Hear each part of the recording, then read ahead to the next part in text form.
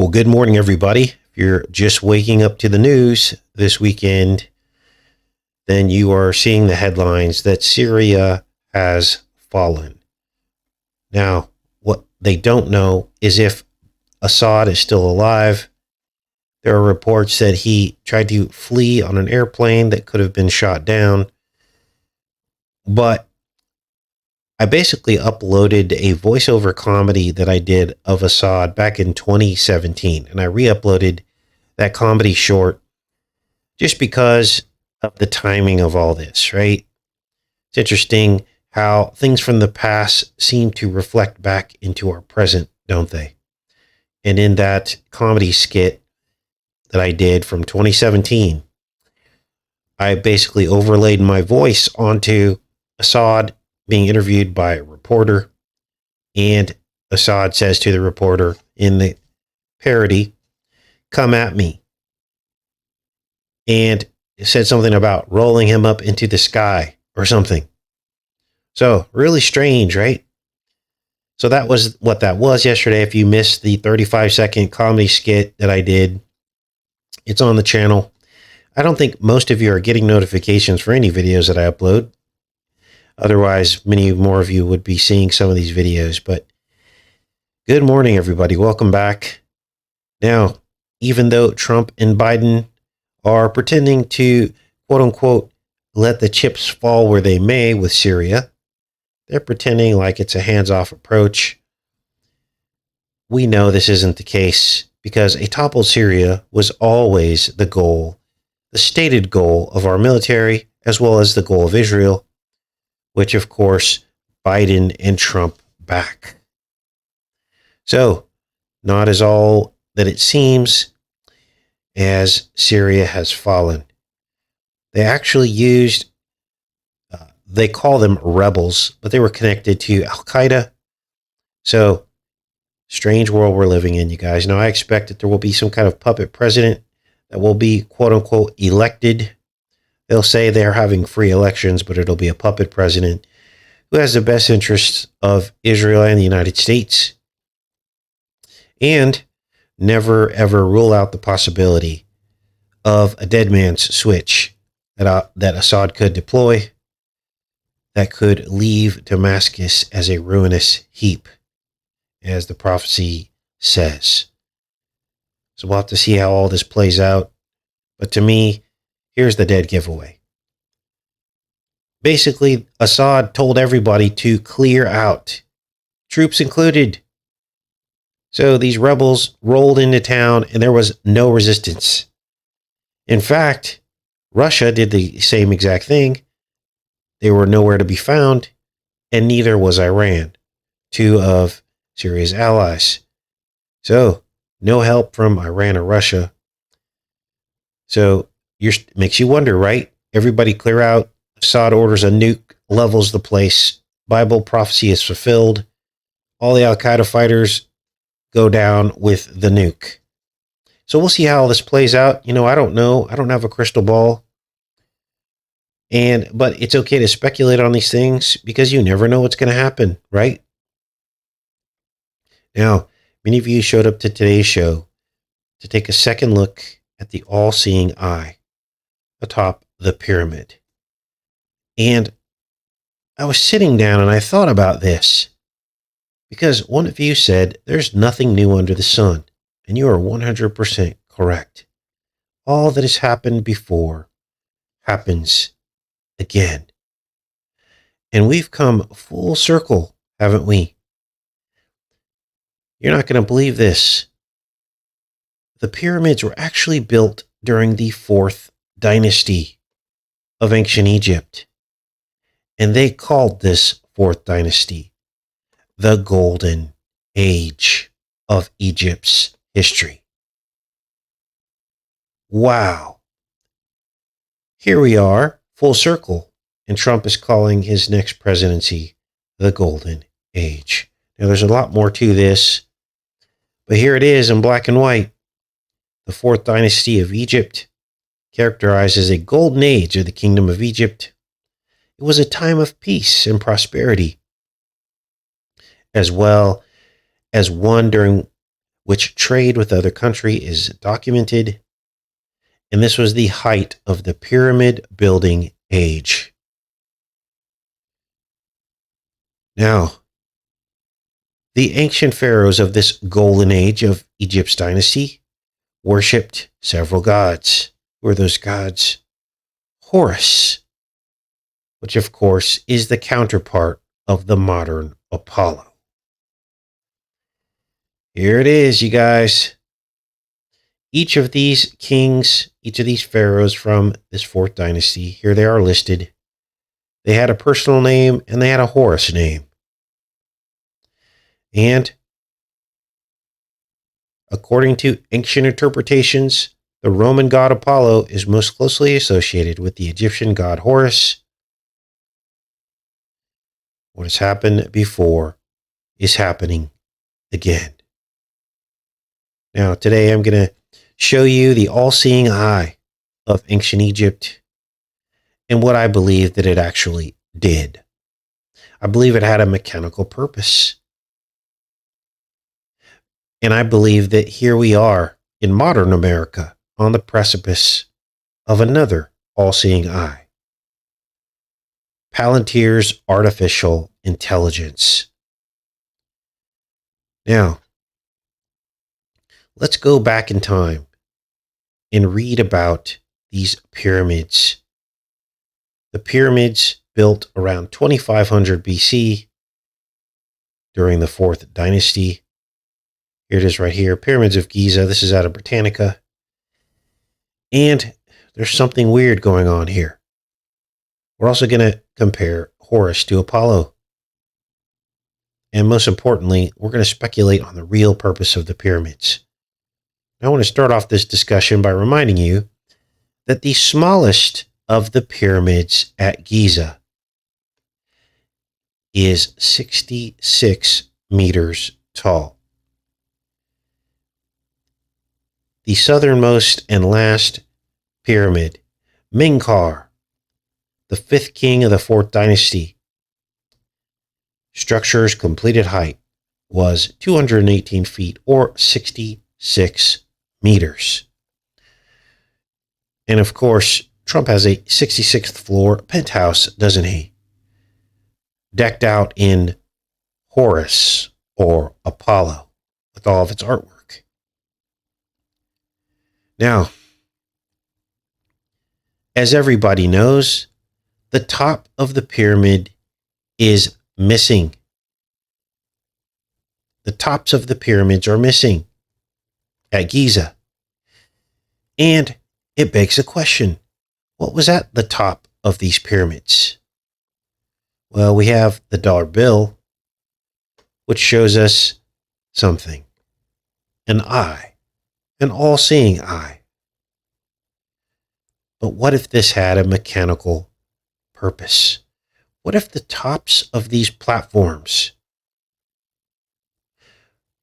were observation platforms to observe the above and below, to observe the cosmos and the kingdom? What if the all-seeing eye was a giant piece of glass or clear quartz, which acted as some kind of telescope that they could see all around the kingdom from their vantage point? Apparently, from the top of the Great Pyramid, you could see 25 miles on a clear day, which would encompass much of the kingdom around them.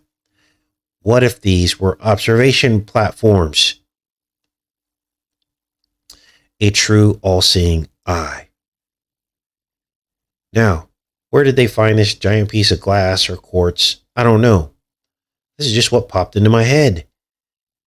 And if you think about it, when lightning strikes sand, it turns into a giant piece of glass. All they would have to do is polish it to be able to see into it.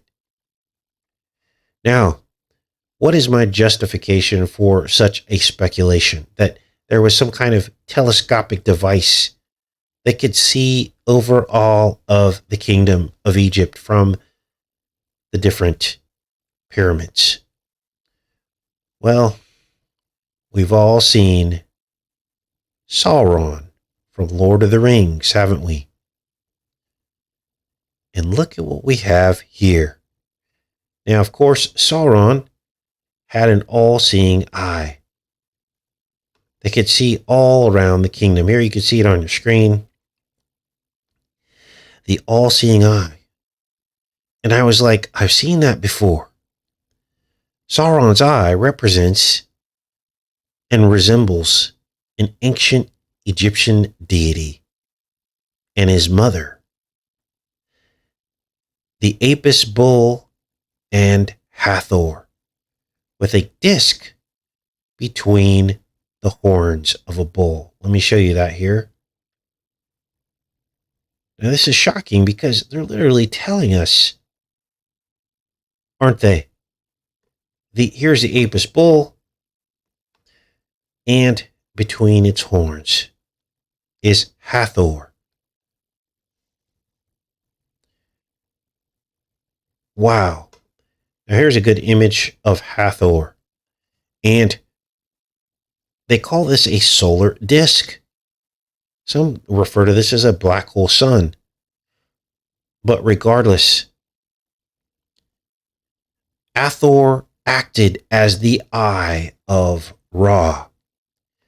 So they're literally telling you here that maybe this thing between her horns was the eye of Ra because she acted as the eye of Ra. It says it right here. She was one of the several goddesses who acted as the eye of Ra.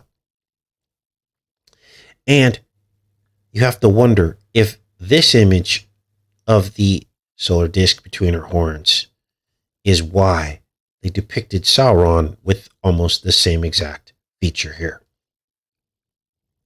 I'm going to make this a little bit bigger for you guys so you can see this. This is shocking. They're literally showing you what is going on here, overlooking the skies and the kingdom. Now, here's where my mind was blown. Because Trump is now putting the players in place to reenact this eye atop the American pyramid. What am I talking about? Palantir, which is also essentially an all-seeing eye. In fact, if you think I'm stretching this, Sauron was one of the characters who used the Palantir crystal, all-seeing eye, in Lord of the Rings. Here's the Wikipedia page from Palantir from Lord of the Rings. And they talk about it being an eye or something that could see everything. And as you can see here, the Palantirs were made by the elves of Valinor in the First Age, as told in the Silmarillion. By the time of the Lord of the Rings, at the end of the Third Age, a few Palantirs remain in use. They are used in some climactic scenes by major characters, Sauron, and these other characters as well. Wow. Let's read some of this and see where else Sauron used the Palantir. Joseph Pierce compares Sauron's use of the stones to broadcast wartime propaganda. It says here, by the time Lord of the Rings, the stone of Orthanc was in the hands of the wizard Saruman, while the stones of Minas Ithil had been taken by the Dark Lord Sauron. And it goes on and on. Wow. So, we've come full circle. From the golden age of the Fourth Dynasty to the golden age of Trump. From the all-seeing eye of the Fourth Dynasty to the Palantir all-seeing eye of Trump. From the 66-meter-high Fourth Dynasty pyramid to the 66th floor penthouse of Trump. The all-seeing eye. literally sitting atop his own pyramid. Trump Tower looks like a pyramid, doesn't it? Now, there's a little bit more to this. Let me check in with you guys. Because now that we see the connection to the pyramids of Egypt and the all-seeing eye technology that has now been brought to bear, we can now compare this pyramid to the pyramid on the dollar bill because it's all connected. Now, hopefully there are still enough core truthers in our community to remember all of the work that many other people did long before us about the dollar bill. Everybody used to know that this was a thing, right? Lots of people have decoded the dollar bill and the pyramid on the reverse side of it. But here's what people don't remember. There are 13 steps on this pyramid. 13 steps. But here's what almost nobody remembers, is that Trump was the 13th president after the pyramid was added to the dollar bill. Yes, the pyramid was added in 1935 during the FDR administration, and that was 9 times 9 years before Trump became the 13th president. The 13th step of the pyramid. Here it is, you guys. Here's FDR. Let's count. 1, 2, 3, 4, 5, 6, 7, 8, 9, 10, 11, 12, 13. Now, this was his first term in 2016. But everybody knows. So where are we at in the timeline? Let's go back to this image here. That would put Trump right here at the 13th step, correct? But everybody knows that this is an incomplete pyramid. And you can tell that because when you look at where the all-seeing eye is on the pyramid, there are missing steps beneath it, right? This is simple geometry. Let's make this a little bit bigger so you guys can see this. So there are between 4 and 5 missing steps if you bridge the gap between the two objects, between the unfinished pyramid and the triangular all-seeing eye. There are approximately 4 to 5 missing steps. And if we are to assume that each step represents another president, then we can count Biden as the 14th step, Trump again, because he is the 15th step because his presidency was split. And that leaves 2 more presidents after Trump to reach the all-seeing eye. Right now, Palantir is only being used, well, we're told is only being used on the battlefield in foreign theaters. But what if these last 2 presidencies represent the final all-seeing eye? That technology being brought to bear. You guys, every single day, they are desensitizing us to drones. Drones everywhere. Remember when drones used to be toys and they gave them away and anybody could get a drone? Well, that was conditioning to get you used to drones being flying everywhere, right? Well, that was military technology given to us that is now being used on us. So what's to stop us from thinking that they won't turn this Palantir technology back around onto us? We would have to be a fool to think that eventually that won't happen, even if it's not already happening right now.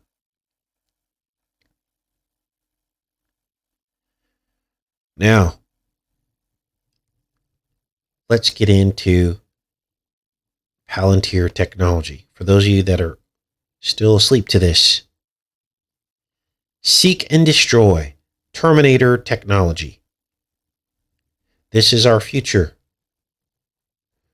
We have Project Maven, which is part of all this. An algorithmic warfare cross-functional team is a Pentagon project involving using machine learning and data fusion to process data from many sources, identify potential targets, display information through a user interface, and transmit human decisions to weapons systems. This is Skynet. It began in 2017, and it has been used in multiple military conflicts involving the U.S. Now, the scary part of this is that it employs pre-crime. The algorithms can actually zoom in on people's faces and decide if they look like a threat or not. It matches them to an entire database of known or suspected terrorists, and then they can make a decision in real time to destroy that target. Wow. Project Maven includes data fusion. For data fusion, the Pentagon originally collaborated with Google, but in 2018, Google employees staged walkouts protesting Google's involvement in Project Maven.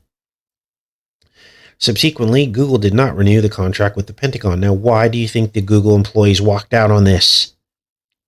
Maybe they found out it was going to be used on American citizens. Companies that have contributed to the data fusion include Palantir. The main data fusion platform is made by Palantir. The data sources include photographs, boom, satellite imagery, geolocation, IP address, geotag metadata from communications intercepts, infrared sensors, synthetic aperture radar. Machine learning systems, including object recognition systems, process the data and identify potential targets, such as enemy tanks or location of new military facility.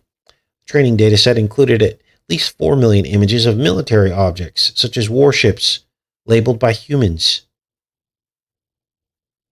It could display information such as aircraft movement, logistics, locations of key personnel, locations on the no-strike list, ships, and all these other things.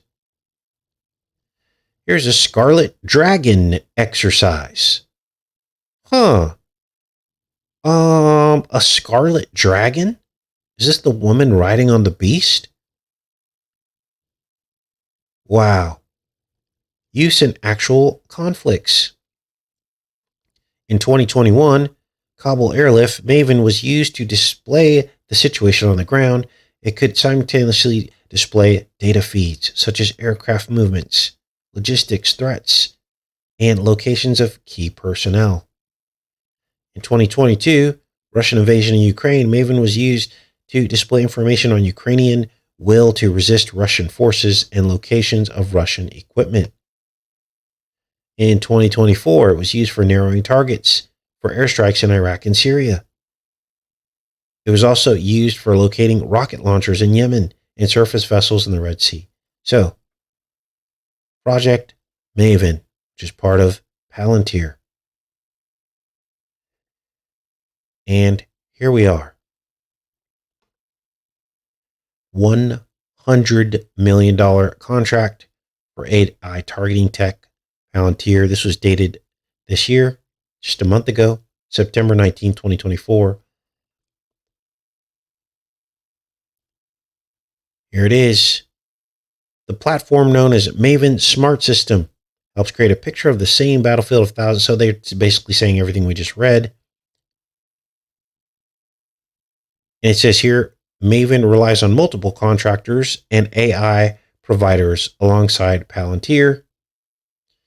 U.S. defense officials have defended the department's use of the computer vision and other machine learning algorithms to inform such targeting decisions, arguing that it is ultimately false to humans to make decisions about battlefield actions.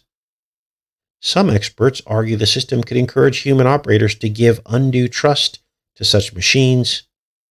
However, an advisory body convened by the United Nations on Thursday called on countries to limit military use of artificial intelligence to prevent human rights violations, and a possible new arms race.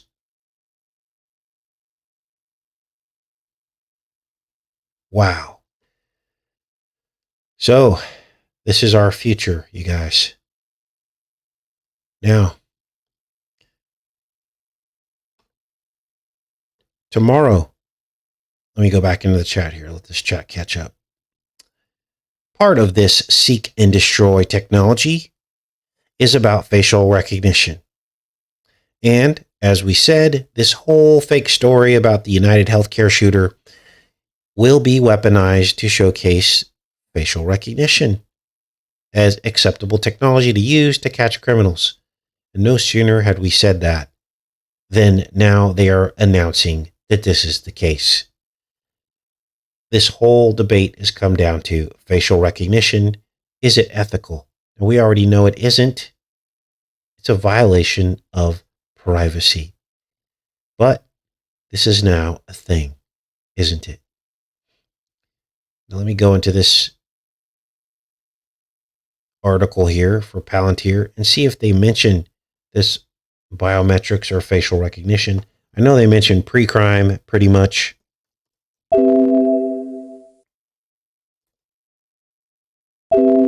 They don't mention it in this article. But here are the controversies associated with it. WikiLeaks and the whole thing. I'll put links to all this, you guys.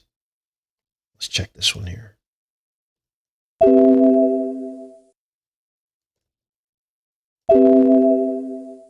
Yeah, they're very careful to leave that part of the equation out of it, right? They don't want anybody focused on that. So let me go back in the chat, let this catch up. Good morning, everybody. Thanks for showing up. What are your guys' thoughts on all of this? What are your thoughts on the 13th step of the pyramid and Trump, the 13th president since the pyramid was put on the dollar bill? 9 times 9 years ago, which was 81 years, actually before he became the 13th step, before 2016. Good morning.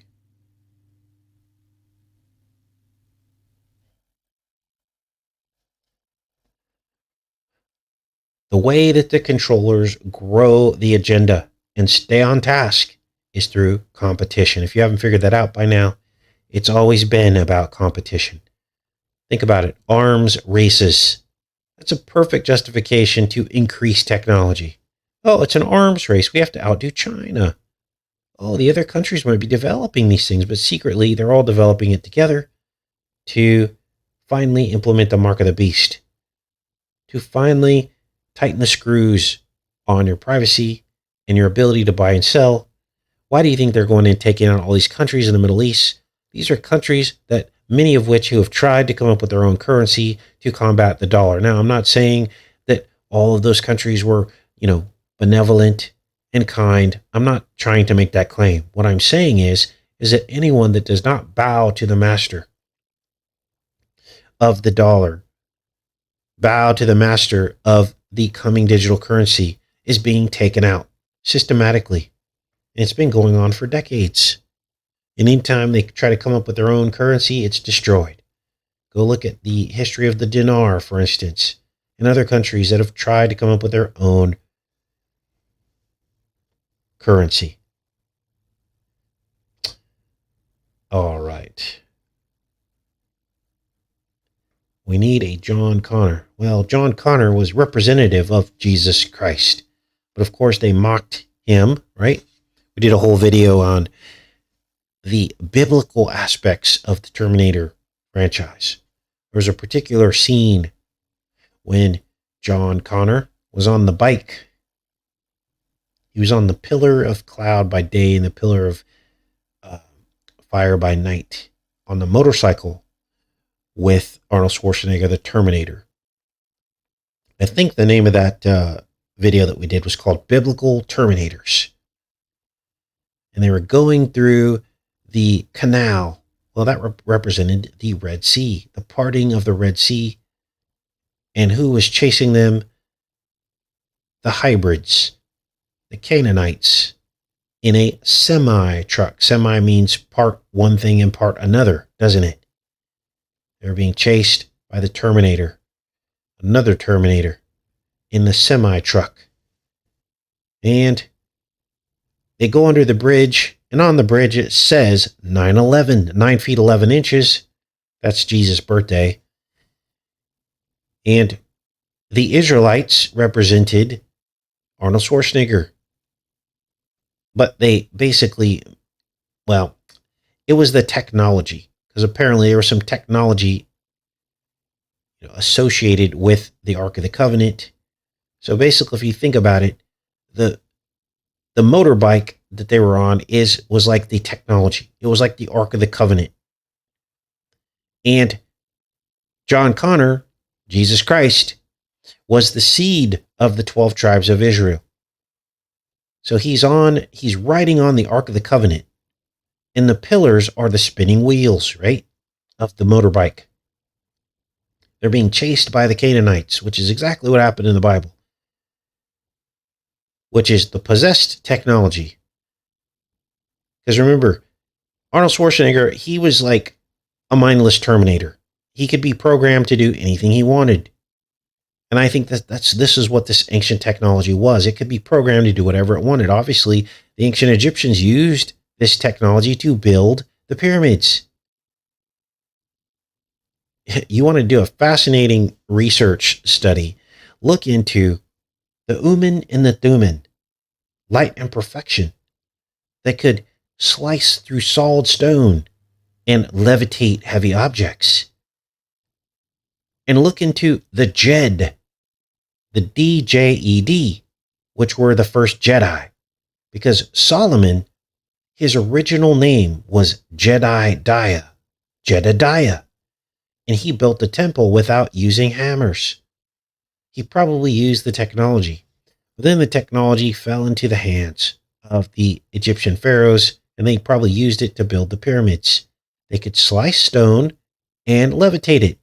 This is where we get some of the Mesoamerican wonders of the world, where they were slicing stone with laser precision and lifting these objects into place.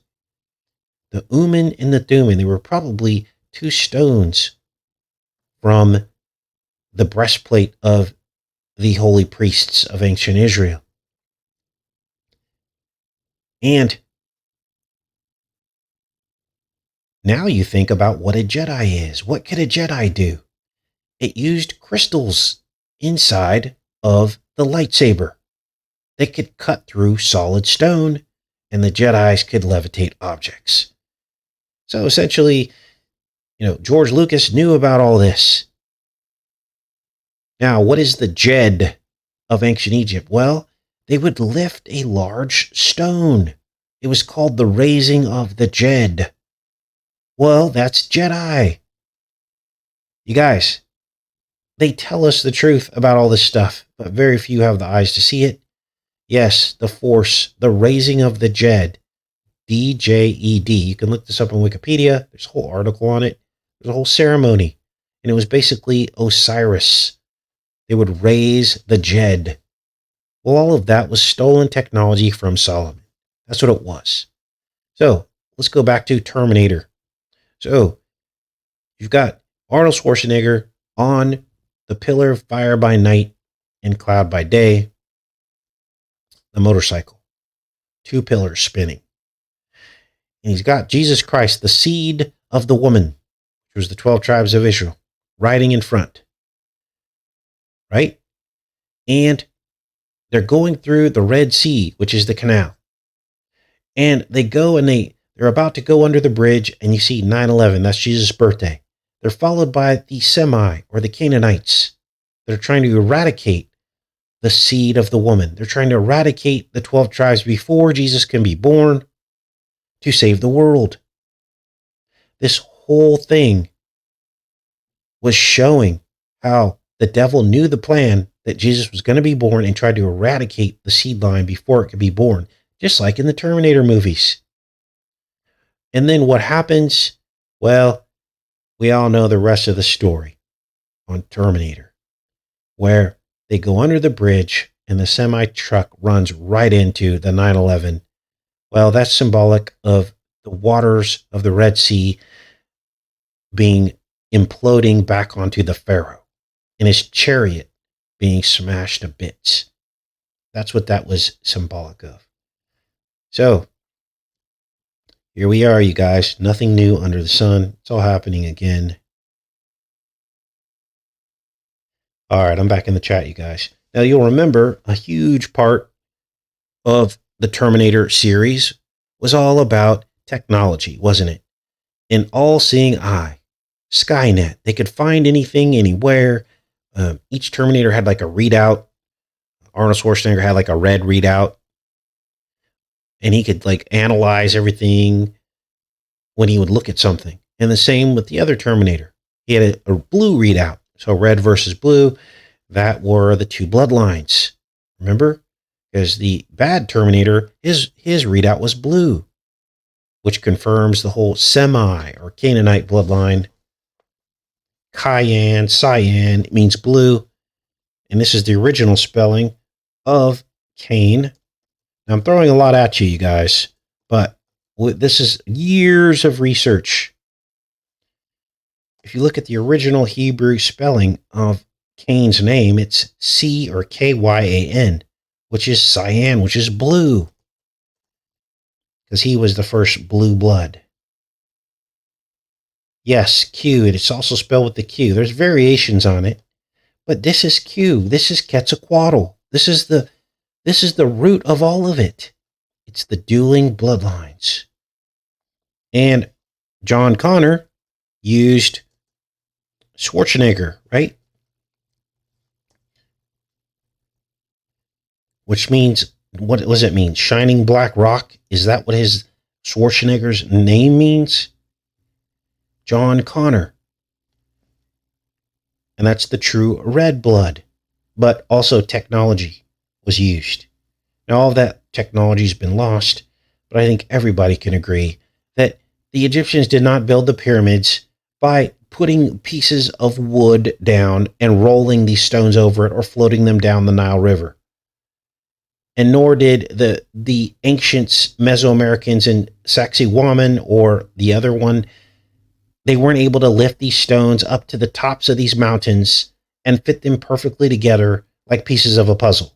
Everybody with the brain knows that they did not do that with mechanical abilities. It had to have been with supernatural technology.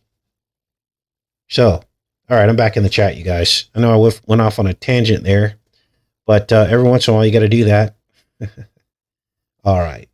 You guys have any questions about all this, or you guys want to expand the discussion? To me, this stuff's fascinating. But again, what I just threw at you was about 10 years of research, not copying other people's work, not, in an echo chamber, repeating things that other people have said. This was original thought and contemplation of all this stuff. And I hope it makes sense.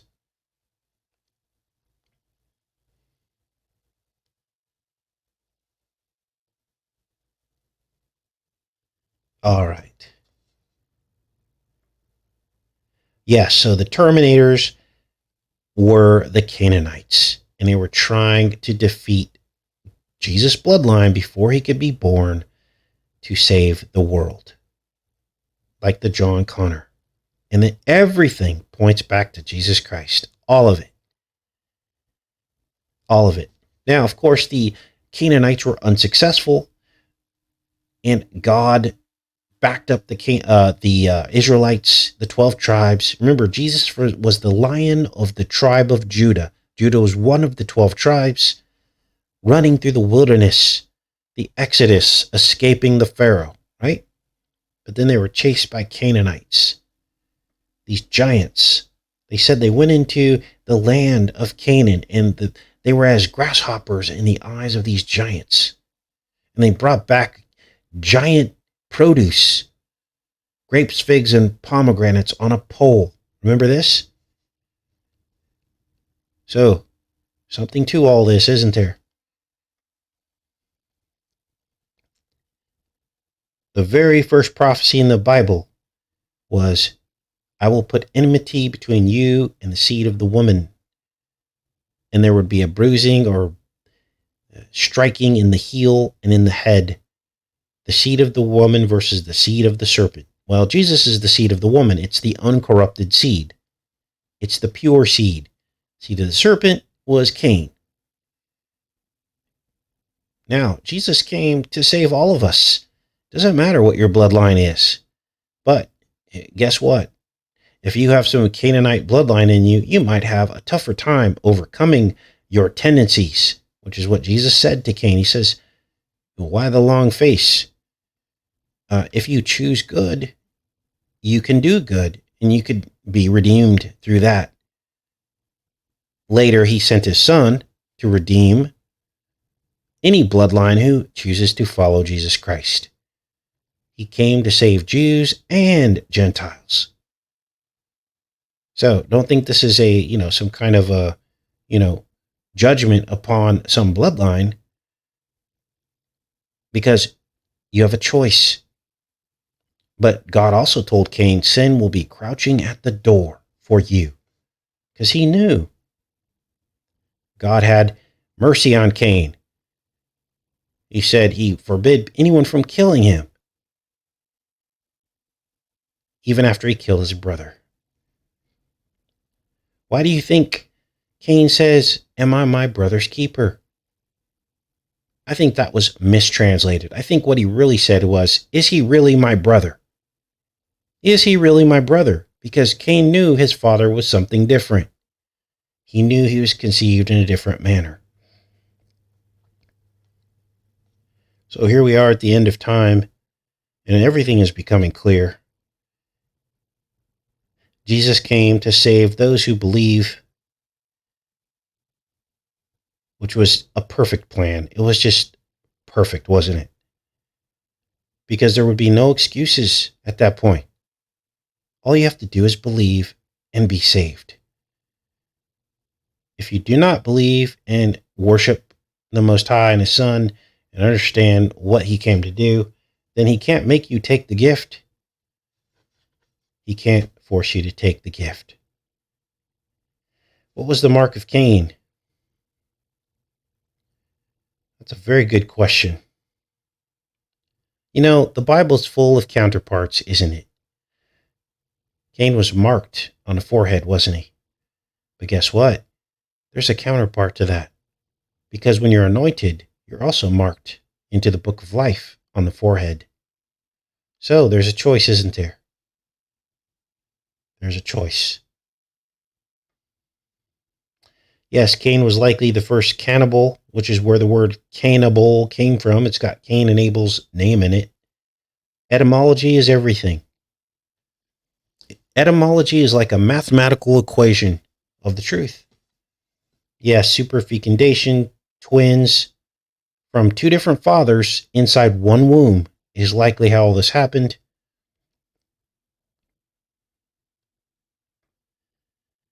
And this is actually really a thing. It actually occurs in 5% of births. You can Google search or Wikipedia search or Britannica if that makes you feel better. Superfecundation. And it will show you that 5% of all births are twins from different fathers in the same womb. And that is the key to unlocking the secret of how this could have happened.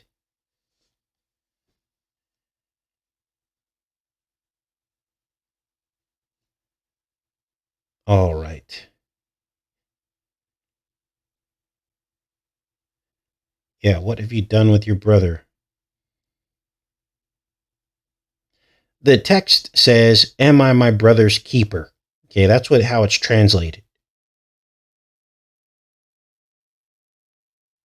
But if you think about that, it could easily say, and I'm not trying to change the text, I'm just trying to get you to expand your mind and consider that maybe it meant, instead of his keeper, or is he really am I related to him? Possession or connection to are also synonyms for a keeper or a protector or a relationship too, right? So, all right, you guys. Well, we'll be back on tomorrow. We're going to look at the facial recognition aspects to this manhunt. Now, the authorities are saying they caught the guy, or they're about to. They're basically saying they know who he is, but they're not going to tell us yet because they don't want to give this guy any information. But this whole thing is now centered around facial recognition. They've got it out there. First, they showed the guy with the mask on, then they show him with the mask off. It's so obvious to me, it hurts what they're trying to do. Desensitize you to being okay with facial recognition. They said they had this guy on 200 cameras, you guys. 200 cameras. And that should tell you everything you need to know about where things have come. I remember 10 years ago when I started this channel, and there was no such thing as a surveillance camera in anywhere, pretty much. I mean, maybe in a big city around a bank or something, but to just have them everywhere, that wasn't really a thing 10 years ago. And we were ringing the alarm bells then because we knew that this was already happening in places like London. We knew that London had security cameras everywhere. And we're like, gosh, I'm so glad America's like not like that. And here we are, and America's just like that. 200 cameras they had this guy's face on. How were they able to track him? How were they able to track him through all those 200 cameras? They must have used facial recognition. They must have. And they'll justify it by saying, oh, this was a heinous crime. We have to do this. And now you know why some of you get electronic anxiety. You don't want to go anywhere anymore because you can feel the all-seeing eye looking at you. You guys, I have friends that aren't even awake. My own mother, she just doesn't want to go anywhere anymore. She goes, it's just drama out there. And people build their walls and fences. And they build their own prisons. Their walls and their chain link fences and their cameras and their security doors. And they just stay inside. This is the world we live in now. And I don't care how great a man tells us he's going to make America again. Until he undoes all that, I don't want to live in this America. Until he undoes all that. But that won't be undone. It's not going to happen. We're getting piecemeal stuff again. And this is why I tell you guys, I'm far right of Trump. I laugh when people say, oh, who pays you? Is George Soros paying you? I am far right of Trump. I don't want any surveillance cameras in America. That's about as conservative as you get. Pure freedom. And I'm willing to, whatever crime happens because of that, I'm willing to accept that. I don't want surveillance cameras. I don't want to go to the store and my face be on 15 cameras before I made it to Dollar General. I don't want that world. If you want to make America great, go back to those times. All right, you guys, I love each and every one of you. I hope you guys have a great rest of your day. I'll see you guys tomorrow. Tomorrow, yeah, tomorrow's Monday. See you guys tomorrow. Much love.